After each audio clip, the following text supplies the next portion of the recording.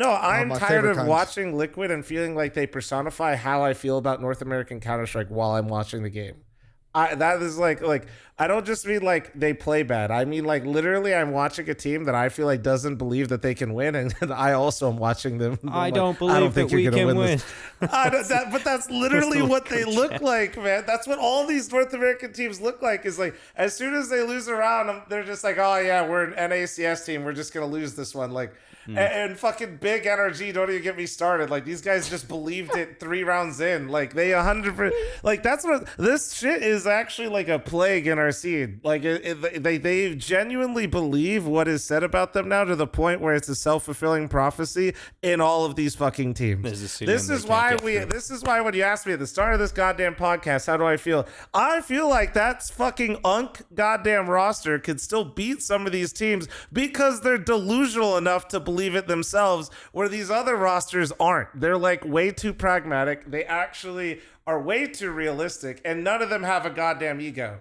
Like, name one player in North American Counter-Strike that actually believes they could beat anyone in the top 5.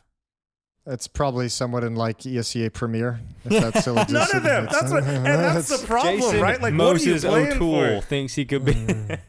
Like, these guys wake up, and if I go to Hey, M80 and I'll I'm tell like, you a secret. go ahead. I'll tell you a secret. If I came back right now, I could probably get on a North American team and qualify to a major.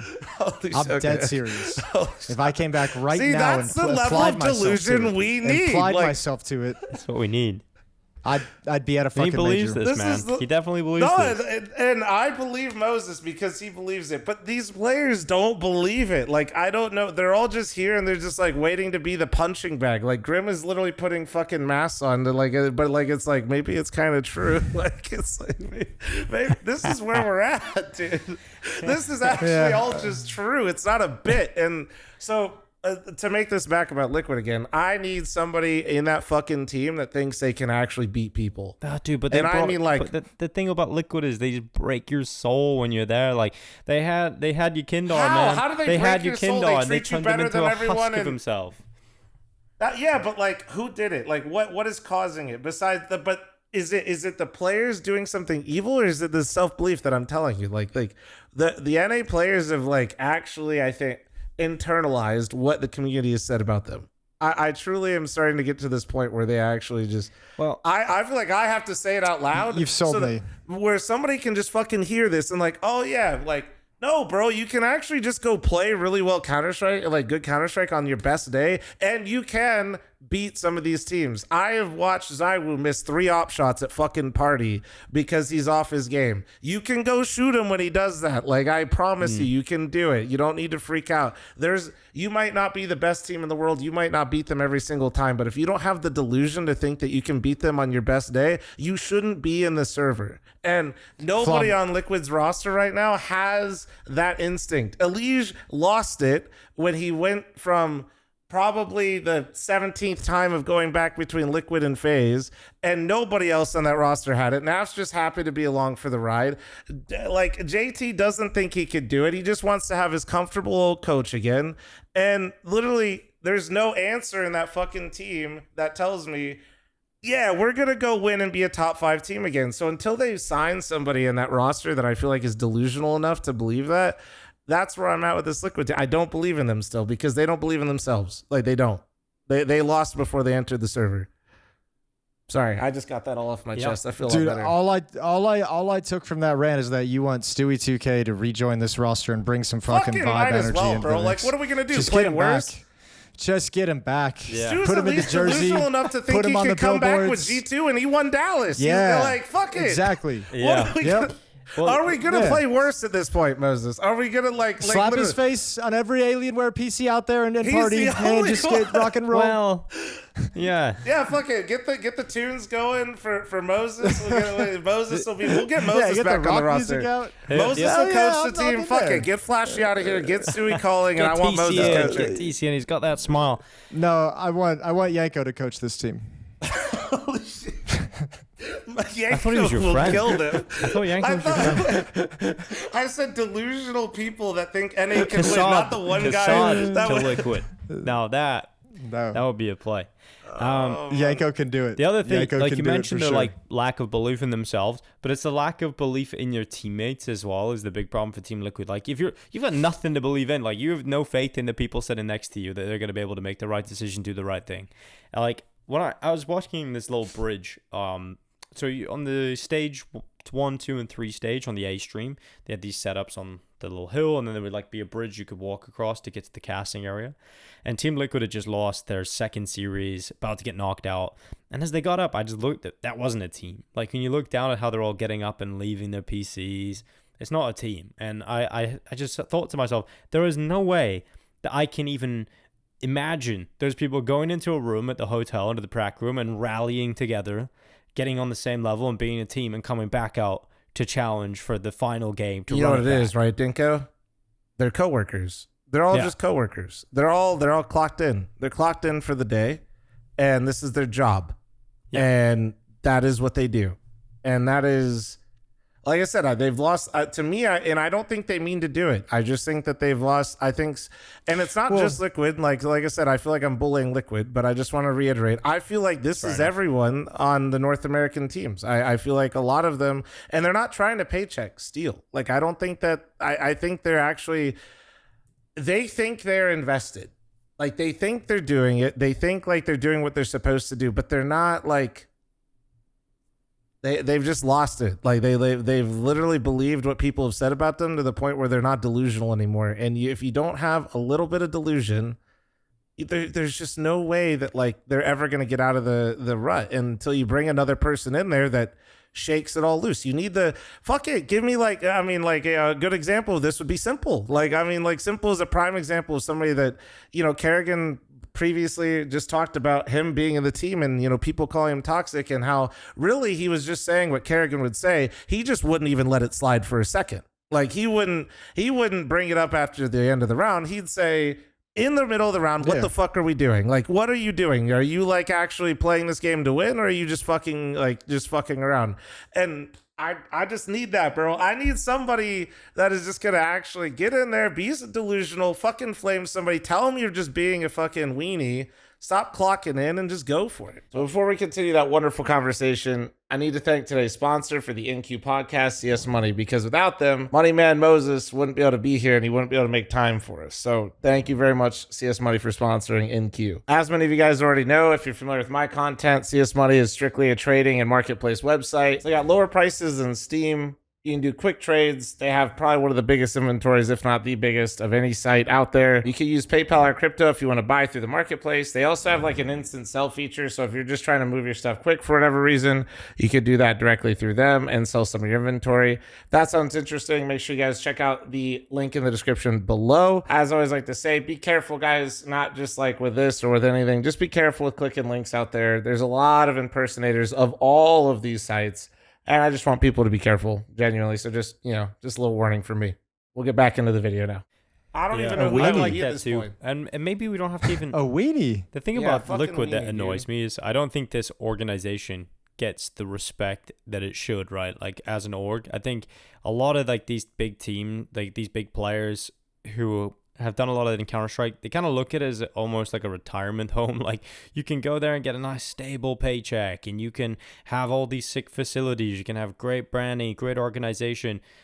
All of those things should help you become one of the best Counter-Strike teams in the world.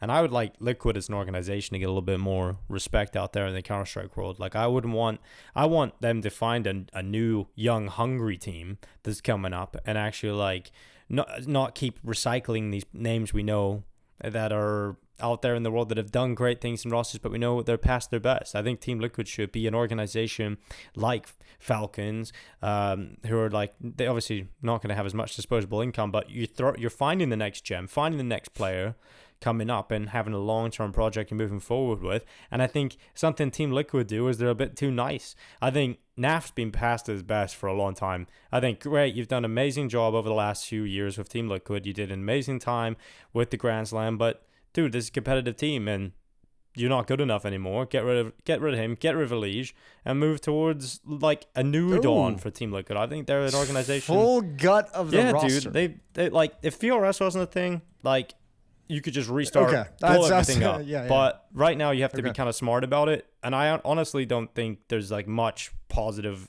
vibes over in Liquid in terms of anybody. Like, there's only I don't even know who would keep. I mean, if you want to talk realistically, I think the move your move that I would lean towards in their situation is because of the VRS, you have to keep a core. So you're going to look to remove Shuhei, and the report is JT coming in at the moment. And then the other one, you're going to look to remove his ultimate. You're going to want an Opera coming in. If I'm an A, you have that kind of America's. You'd want to keep the America's core. I don't know who they're looking at. Well, no, they have the core no matter what with those three. They have the core no matter what. Try is like a name that I've heard has been on the list from Passion as well. So maybe if that's the route you want to go. But I don't think you have to be married to anything in those other twos. Well, there's not much you can do at the moment. Wait, you don't have enough star. Get a shitty team for another season, pay them nothing, and Mate, then the last time they did that, they got blasted out of the Yeah, water. You but want them to go who for it cares? again? People still talking about the Rainwaker roster. look at still Rainwaker talking But like why don't you just do that with the NA worst then? thing If to you're just occur. gonna shoot the shit, just go with it with NA. Like that's the beef that people have with that roster. It's not that they went with no names, Jason. It's that they went with no names and moved regions, like to just like give you a giant middle finger. I want them to get Alexi B. That they go hand in hand. It's Why not was just that a one. middle finger? I think Alexi B. Why was that a middle finger? Alexi B. Bro, they're the NA talisman team. What do you mean, why is that the middle finger? You literally know that the entire North American Counter-Strike scene supports you, and you are basically, with C9 gone,